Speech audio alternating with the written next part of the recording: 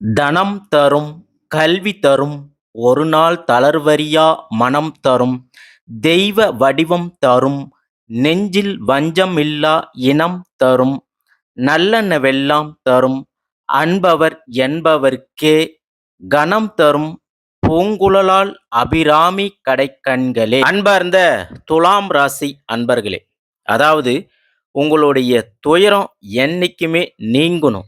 இதுதான் எங்களுடைய ஆசைங்க. அதாவது உங்களுடைய துயரங்கள் என்னைக்குமே நீங்கணும். அது மட்டும் இல்லைங்க, உங்களுக்கு எந்த விதமான கெடுதல்களும் எப்பவும் வரக்கூடாதுங்க. அதே போல உங்களுக்கு பரிபூர்ணமான சந்தோஷம் என்னைக்குமே உங்களுக்கு இருக்கணும், கிடைக்கணும். இதுதான் எங்களுடைய பரிபூர்ண ஆசைகள். அப்போ உங்களுடைய வாழ்க்கை பயணம் என்னங்க?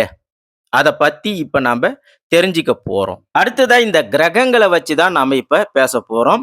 அது மட்டும் இல்லாம, இந்த பயணம் எப்படின்னு நம்ம தெரிஞ்சுக்கணுங்கன்னா, அடுத்து நம்ப வாழ்க்கை எப்படி இருக்கும் அப்படின்றதையும் நாம ஈஸியா கண்டுபிடிச்சிடலாங்க. அதாவது இந்த பயணம் எப்படின்னு நம்ம தெரிஞ்சுக்கணுங்கன்னா, நம்பளுடைய வாழ்க்கையும் அப்படிதான் அப்படின்றத நாம ஈஸியா கண்டுபிடிக்கலாங்க. அதாவது உங்க லைஃப்ல நல்லா கவனிங்க. உங்களுடைய லைஃப்ல உங்களுக்குன்னு ஒரு இலக்கு முடிவு செஞ்சிருப்பீங்க. உதாரணமா, உங்க வீட்ல இருந்து ஒரு ஃபேமிலியா ஒரு இடத்துக்கு போறீங்க. அதாவது எக்ஸாம்பிளுக்கு பழனி கோவிலுக்கு போறீங்கன்னு கூட வச்சுக்கங்க. அப்ப உங்க வீட்ல இருந்து அந்த கோயிலுக்கு போறதுக்கு எந்த ரோட்டு வழியா போனா உங்களுக்கு ஷார்ட் கட்டு அப்படின்னு நீங்க நினைப்பீங்க. அது மட்டும் இல்லாம அந்த ரோடு நல்லா இருக்குமா? கிலோமீட்டர் கம்மியா கிடைக்குமா? அதேபோல டோல்கேட் இல்லாம இருக்குமா? சீக்கிரமா போயிட்டு வர முடியுமா? இப்படி எல்லாத்தையுமே நம்ம பார்த்து நம்ம ஒரு ரூட்ட தேர்ந்தெடுக்கிறோம் இல்லையா? அப்ப அந்த தேர்ந்தெடுத்தல் அப்படிங்கிறது தான் இந்த பயணம். அதாவது நம்மளுடைய வாழ்க்கை. ஆனா நம்மளுடைய பயணத்த சரியா தேர்ந்தெடுக்கணும். அப்ப இதுக்கு நாம என்ன பண்ணணும் அப்படின்னா, ஒண்ணும் இல்லைங்க. உங்களுடைய ஜாதகத்துல கிரகங்கள் எப்படி இருக்கு? இத தான் நாம முதல்ல தெரிஞ்சுக்கணும். பொதுவா உங்க கிரகங்கள் நல்லா இருந்துச்சுன்னா, நீங்க கண்ண மூடிக்கிட்டு எங்க வேணாலும், எப்படி வேணாலும் போயிட்டு வரலாங்க. அதே உங்களுக்கு கிரகங்கள் சாதகமாக இல்லன்னா, நீங்க அந்த கிரகத்துக்கு தகுந்தார் மாதிரி போகணுங்க. அப்ப சாதகம், பாதகம் எப்படி தெரிஞ்சுக்கிறது? இப்ப பார்க்கலாங்க. அடுத்ததா உங்க ஜாதகத்துல உங்களுக்கு இருக்கிற கிரகங்கள இது எது பெஸ்ட் கிரகம் அப்படின்னு பார்த்தீங்கன்னா, சுக்கிரன் தாங்க உங்களுக்கு பெஸ்ட். அதாவது உங்க ராசிக்கு அதிபதி சுக்கிரன்ங்க. உங்களுக்கு இருக்கிறதுலே நல்ல கிரகம் எது அப்படின்னு கேட்டீங்கன்னா, சுக்கிரன் தாங்க. அடுத்ததா பார்த்தீங்கன்னா, உங்க ராசிக்குரியவன் சந்திரன் இருக்கிறார் பாருங்க. அதாவது உங்க ராசிய கணக்கிடக்கூடிய சந்திரன் உங்களுக்கு பகையா போறாருங்க. அப்படின்னா இந்த துலாம் ராசிக்காரங்க ஒரு முடிவை எடுக்கிறாங்க, இல்லன்னா ஒண்ண நினைக்கிறாங்க அப்படின்னு வச்சுக்கோங்க. அதை இவங்க செயல்படுத்துறதுக்குள்ள போதும் போதும்னு ஆகிடுங்க இவங்களுக்கு. அதே மாதிரி இவங்க பக்கத்துல உள்ளவங்களையும் இவங்க நினைக்கணுங்க. அதாவது இவங்க ஒரு விஷயத்த முடிவு பண்றாங்க, செயல்படுத்துறாங்கன்னா, பக்கத்துல இருக்கிறவங்களும் இவங்களுக்கு ஆதரவாக இருக்கணுங்க. அதாவது நீங்க ஒரு முடிவை எடுக்கிறீங்க. இந்த முடிவ உங்க பக்கம் உள்ளவங்களுக்கு அக்செப்ட் பண்ண வைக்கணுங்க. அப்படின்னா நீங்க அதாவது இவங்கள அக்செப்ட் பண்ண வைக்கிறது ஒரு பெரிய முயற்சியா எடுக்கணுங்க. அதாவது உங்களுக்கு சந்திரன் பகை பெற்று இருக்கிறதுனால, உங்களுடைய ஒரு முடிவு மத்தவங்க கிட்ட நீங்க தந்திரமா புகுந்து அவங்கள உள்ள இழுக்கணுங்க. அத அவங்க கிட்ட தந்திரமா புகுத்தணுங்க. அப்பதான் உங்களுக்கு சந்தோஷம் ஏற்படுங்க. நான் சொல்றது புரியுதுங்களா? அதாவது நீங்க ஒரு முடிவை எடுத்தா, அது உங்க அருகில் இருக்கிறவங்க, பக்கம் இருக்கவங்களும் அவங்க அந்த முடிவை எடுத்து சாதகமா உங்களுக்கு ஒத்துக்கணும். அது நீங்க தான் முயற்சி பண்ணணும். ஏன்னா, உங்களுக்கு சந்திரன் பகை பெற்று இருக்கிறதுனால. அதுவே பாருங்க, நீங்க உங்க முடிவ மத்தவங்ககிட்ட சாதகமா சொன்னீங்கன்னா, அவங்க அத கேட்டுக்கவே மாட்டாங்க. அப்ப உங்க வீட்டில இருக்கிறவங்களும் சரி, உங்க அலுவலகத்தில இருக்கிறவங்க, நீங்க எந்த இடத்துல இருந்தாலும் சரி, ஒருத்தர்கிட்ட வேலை செஞ்சாலும் சரி, அவங்கள அக்செப்ட் பண்ண வைக்கணும்னா, கொஞ்சம் நீங்க போராடி போராடி தான் அக்செப்ட் பண்ண வைக்க முடியும். ஏன்னா, சந்திரன் உங்களுக்கு பகை பெற்று இருக்கிறதுனால. அப்ப இத நல்லா புரிஞ்சுக்கங்க துலாம் ராசி அன்பர்களே. அதேபோல இப்போ உங்க ராசி கட்டத்துல சுக்கிரன் உட்கார்ந்திருந்தா, நீங்க யோகாதிபதிங்க. அதாவது உங்க ராசி கட்டத்துல சுக்கிரன் இருந்தார்னா, நீங்க யோகாதிபதி. சந்தோஷம் உங்களுக்கு கொடிகட்டி பறக்குங்க. அதேபோல உங்களுக்கு செல்வம், பணம் எல்லாமே உங்களுக்கு கிடைக்குங்க. அதேபோல நிச்சயமா உங்களுக்கு திடீர் அதிர்ஷ்டங்கள் அதிகமாக கிடைக்குங்க. உதாரணமா லாட்டரி யோகம், திடீர் பணக்காரராகக்கூடிய யோகம், இது எல்லாமே சுக்கிரன் உங்க இடத்துல இருந்தாருன்னா, இது நிச்சயமாக நடக்குங்க துலாம் ராசி அன்பர்களே. ஏன்னா, நான் ஏற்கனவே சொன்ன மாதிரி சுக்கிரன் தான் உங்களுக்கு ஆட்சியாளராக வராருங்க. சுக்கிரன் என்ன பண்றாருன்னா, உங்களுக்கு சந்தோஷத்த கொடுக்குறாருங்க. அதாவது உங்களுக்கு புடிச்ச மாதிரி புடவைய வாங்குறது, புடிச்ச மாரி ஷர்ட்டுங்கள வாங்குறது, புடிச்ச மாரி காரு, புடிச்ச மாரி ஒரு இடத்த வாங்குறது, இத எல்லாத்தையுமே உங்களுக்கு சுக்கிர பகவான் செய்றாருங்க. அது மட்டும் இல்லைங்க. பொதுவா துலாம் ராசிக்காரங்க ஒரு பிளான் ஓகே பண்ணிட்டாங்கன்னா, அத அவங்க நடத்துறதுக்கான எல்லா வாய்ப்புகளையும், எல்லா கிரகங்களும் உங்களுக்கு கொடுக்குங்க. இது நான் சொல்றது பொது பலன்கள்ங்க. இதுவே உங்க ராசியில சுக்கிரன் உட்கார்ந்திருக்கிறார்ன்னா, உங்களுக்கு புடிச்சத புடிச்ச மாதிரியே நீங்க பார்க்கலாங்க. பக்கம் உங்களுக்கு கிடைக்கும். அதாவது நீங்க என்ன நினைக்கிறீங்களோ, அது எல்லாமே உங்களுக்கு அமைச்சு குடுப்பாருங்க. அப்ப உங்க ராசி கட்டத்துல சுக்கிரன் அங்க இல்லன்னா, அதே போல உங்களுக்கு சாதகமா இல்லன்னா, சாதகம் இல்லாத இடத்துல இருந்தார்ன்னா, நீங்க இன்னும் போராடி வெற்றி பெறணுங்க. அதாவது உங்களுக்கு சுக்கிரன் உங்க இடத்துல இல்லன்னா, நீங்க போராடி தான் வெற்றி பெறணும். இதுல இன்னொரு விஷயம் என்ன அப்படின்னு பார்த்தீங்கன்னா, நீங்க ஜெயிச்சிடுவீங்க. எப்படியாவது ஜெயிச்சிடுவீங்க நீங்க. ஆனா, அந்த போராட்டத்துல நீங்க உறுதியா இருக்கணும். அப்படி இருந்தா மட்டும் தான் உங்களுக்கு வெற்றி கிடைக்குங்க. அடுத்ததா உங்களுக்கு துலாம் ராசிக்காரர்களுக்கு எந்த கிரகம் பிளஸ்ஸா இன்னும் இருக்கு அப்படின்னு பார்த்தீங்கன்னா, உங்களுக்கு சனி பகவான் பிளஸ்ஸா இருக்கிறாருங்க.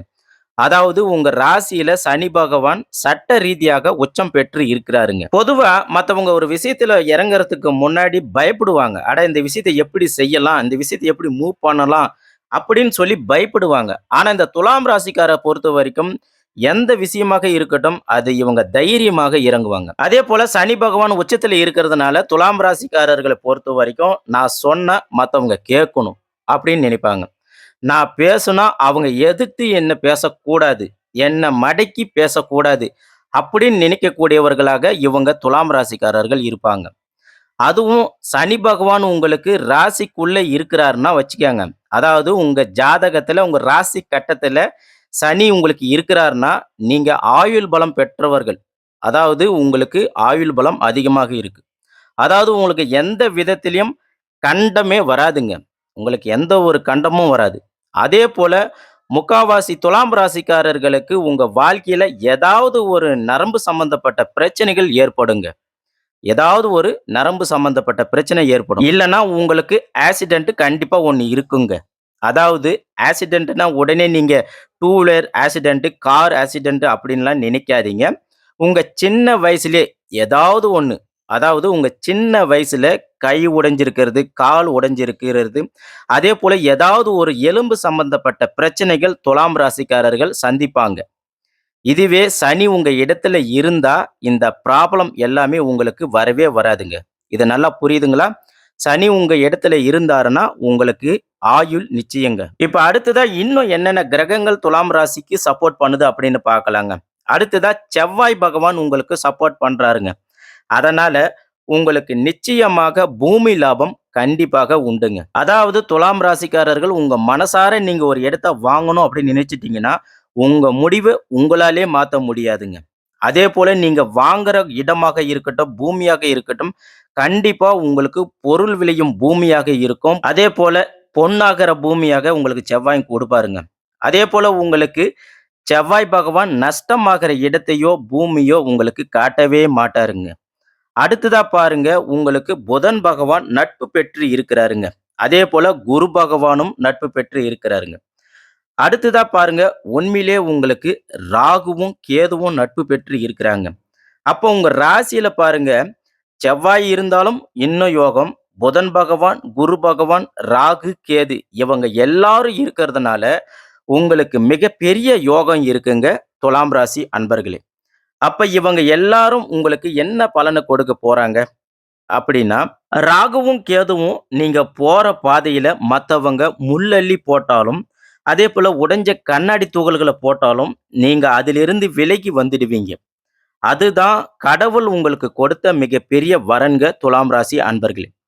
அதேபோல புதன் பகவான் உங்களுக்கு நட்பு பெற்று இருக்கிறதுனால, உங்களுடைய ஆராய்ச்சி எண்ணங்கள் இது எல்லாமே சரியா இருக்குங்க. அதனால நாங்க என்ன சொல்ல வரோங்கன்னா, இது மத்தவங்களுக்கு, அதாவது மத்தவங்க தெரிஞ்சுக்காங்க. உங்க வீட்ல துலாம் ராசிக்காரர்கள் யாராக இருந்தாலும், அவங்க சொல்றத மத்தவங்க கேளுங்க. உங்க வீட்ல துலாம் ராசிக்காரர்கள் என்ன சொல்ல வராங்கன்னு கேளுங்க.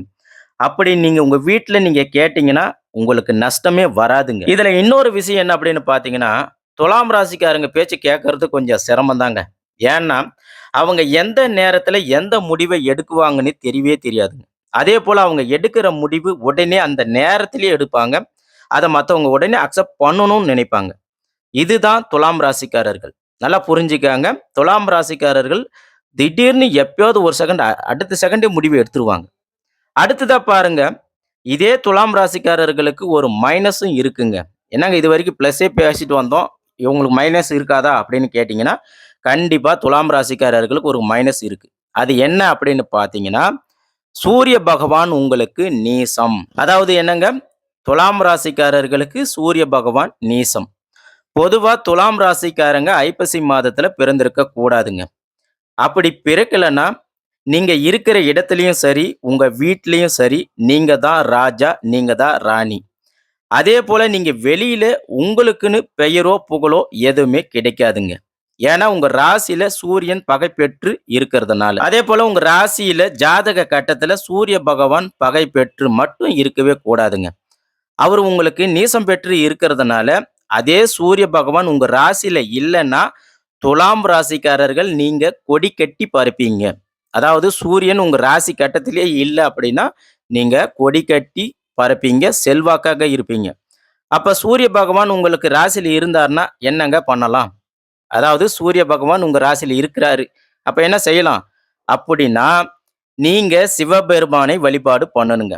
அதாவது கைலாதநாதரை வழிபாடு பண்ணுங்க. அதாவது கைலாசநாதர்ன்னு சொல்லுவாங்க. அந்த சிவபெருமானை நீங்க வழிபாடு செய்யணும். அதாவது துலாம் ராசியில உங்க ராசி கட்டத்துல சூரிய பகவான் இருந்தாருன்னா, நீங்க ஐப்பசி மாதத்துல பிறந்திருந்தால் உங்களுக்கு ஒரே வழி சிவபெருமானை வழிபாடு செய்யணுங்க. இத மட்டும் நல்லா தெரிஞ்சுக்கங்க. அடுத்ததா பாருங்க, உங்க வீட்ட பொறுத்தவரைக்கும் எத பத்தியுமே திங்க் பண்ண மாட்டாங்க. அவங்கள பத்தி நீங்க எப்பயுமே திங்க் பண்ணிட்டே இருப்பாங்க. உங்க குடும்பத்த பத்தியே நீங்க என்னைக்குமே திங்க் பண்ணிட்டு இருப்பீங்க. இதுதான் துலாம் ராசிக்காரர்கள். அதேபோல உங்கள பத்தி நீங்க என்னைக்கு திங்க் பண்றீங்களோ, அன்னைக்கு உங்களுடைய வாழ்க்கை செழிப்பாக இருக்குங்க. அதாவது உங்க குடும்பத்தையோ, உங்க சொந்த பந்தம் இவங்கள பத்தி நீங்க திங்க் பண்றத விட்டுட்டு, உங்கள பத்தி என்னைக்கு நீங்க திங்க் பண்றீங்களோ, அன்னைக்கு உங்க வாழ்க்கை செழிப்பாக இருக்கும். ஆனா உங்க வீட்ல இருக்கிறவங்க உங்கள நிம்மதியாவே இருக்க விட மாட்டாங்க. இது வேற வழியும் இல்லைங்க. உங்க வீட்ல இருக்கிறவங்க உங்கள எப்பயுமே நிம்மதியா இருக்க விட மாட்டாங்க. அப்ப நீங்க சிவ வழிபாடு செய்யணுங்க. அதேபோல பாபா வழிபாடு, ராகவேந்திரா வழிபாடு, மெயினா குருமார்கள் உங்களுக்கு கல்வி கற்றுக் கொடுத்த, தொழில் கற்றுக் கொடுத்த அந்த மாதிரி குருமார்கள் நீங்க வழிபாடு செய்யறது உங்க வாழ்க்கையில ஒரு பெரிய மாற்றத்தை கொடுக்குங்க துலாம் ராசி அன்பர்களே. அடுத்ததா துலாம் ராசி அன்பர்களே, நீங்க நரசிம்மர வழிபாடு செய்யணுங்க. அதாவது சுவாதி நட்சத்திரத்துல நீங்க நரசிம்மர வழிபாடு செய்யுங்க. ஒவ்வொரு மாசமும் சுவாதி நட்சத்திரம் வரும்போது, அன்னைக்கு நீங்க நரசிம்மரை நீங்க வழிபாடு செய்யும்போது, உங்களுடைய வாழ்க்கை மேலும் சிறப்பாக இருக்கும். அது மட்டும் இல்லாம, உங்கள கண்டா எல்லாருமே பயந்துடுவாங்க.